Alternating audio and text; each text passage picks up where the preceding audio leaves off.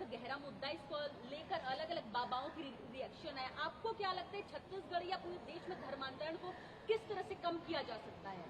सा प्रथमा संस्कृति विश्ववार 1,96,08,13,127 वर्ष पुरानी हमारी सनातन शाश्वत वैज्ञानिक सार्वभौमिक संस्कृति है।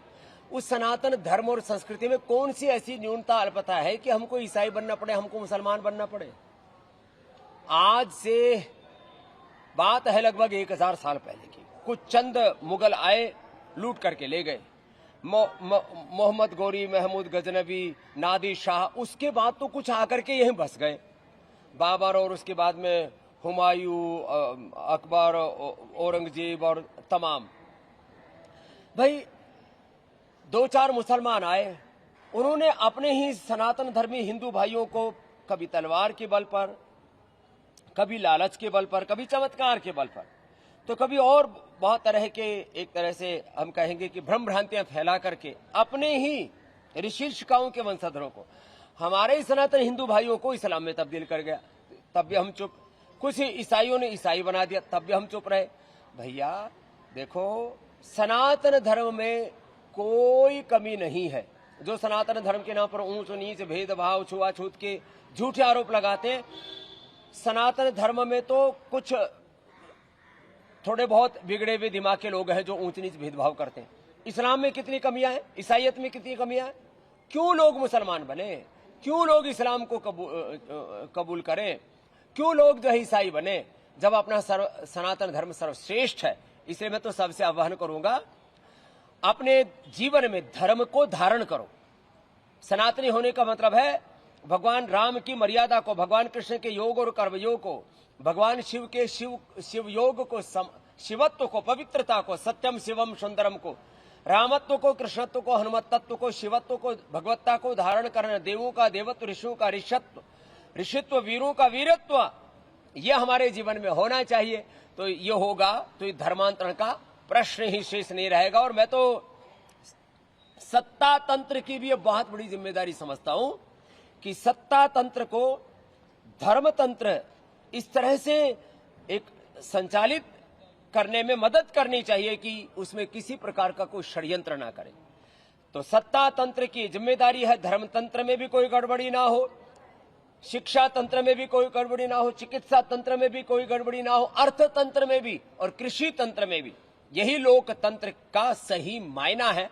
और सबसे ज्यादा फोकस शिक्षा की गुणवत्ता, चिकित्सा की गुणवत्ता, अर्थव्यवस्था को उत्कर्ष पर ले जाने के लिए सबका पुरुषार्थ, और कृषि तंत्र अर्थात लगभग 60 से 70% लोगों की आजीविका जिस पर चल रही है, उसको और उन्नत बनाने का प्रयास होना चाहिए। ये इस समय का तकाजा है और तभी हम 2047 तक विकसित भारत बना पाएंगे।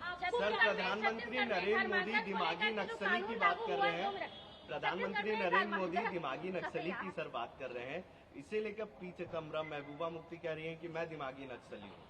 अब देखो, ये कुछ लोग बौद्धिक दृष्टि से वितंडा, बौद्धिक अराजकता देश में फैलाना चाहते हैं, वो ठीक नहीं है।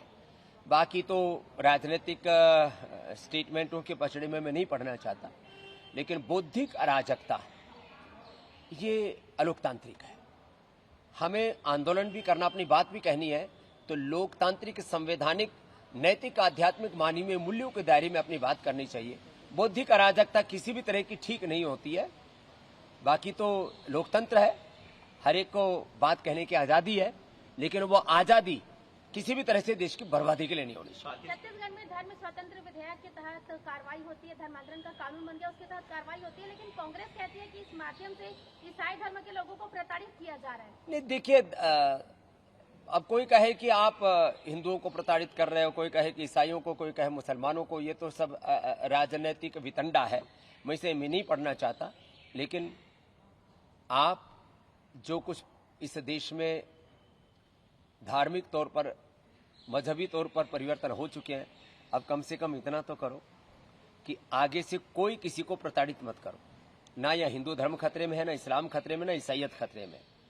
खतरे में है भारत का मान, भारत की मर्यादा, भारत दुनिया का सबसे श्रेष्ठ लोकतंत्र कैसे बने, भारत का नागरिक दुनिया का श्रेष्ठतम नागरिक कैसे बने, भारत की करेंसी दुनिया की श्रेष्ठतम करेंसी कैसे बने, भारत की अर्थव्यवस्था दुनिया की श्रेष्ठतम अर्थव्यवस्था कैसी बने। मैं तो ऐसा देखना चाहता हूं कि रुपए की कीमत डॉलर और पाउंड की कम से कम बराबर तो होनी चाहिए। भारत के पासपोर्ट की कीमत वैल्यू ऐसी होनी चाहिए कि पूरी दुनिया में कहीं पर वीजा न लेना पड़े। ऐसा भारत बनाने के लिए कि जिस भारत का सम्मान अमेरिका से लेकर के चाइना, रसिया से लेकर के दुनिया के किसी भी देश में हम जाकर के खड़े हो तो हमें बराबरी का दर्जा मिले। सर, पाकिस्तान के राष्ट्रपति कह रहे हैं कि पाकिस्तान की जनता को, वहां के पाकिस्तानियों को, हिंदुओं को सहन करना पड़ रहा है। अरे साहब, हिंदुस्तान में कितने, पाकिस्तान में कितने जुल्म और जातियां हुई है हिंदुओं पर, बांग्लादेश में कितने जुल्म जातियां हुए। पूरी दुनिया में करीब 56 इस्लामिक देश हैं, उसमें से कुछ मिडिल ईस्ट के और खास करके बांग्लादेश और पाकिस्तान में तो हिंदुओं के साथ जो जुल्म जातियां हुई है वो मानव सभ्यता के सबसे बड़ी क्रूरताओं में सम्मिलित है। वो उस तरह के लोग जो है कुछ ना ही बोले तो अच्छा है। बाकी तो वो दिन भी आएगा जब वापस बांग्लादेश भी, पाकिस्तान भी, अफगानिस्तान भी भारत में मिल जाएगा। थोड़ा सब्र करो। Thank you. राष्ट्रगीत का अपमान करते हुए हो नजर गया। आए कांग्रेस के जो नेता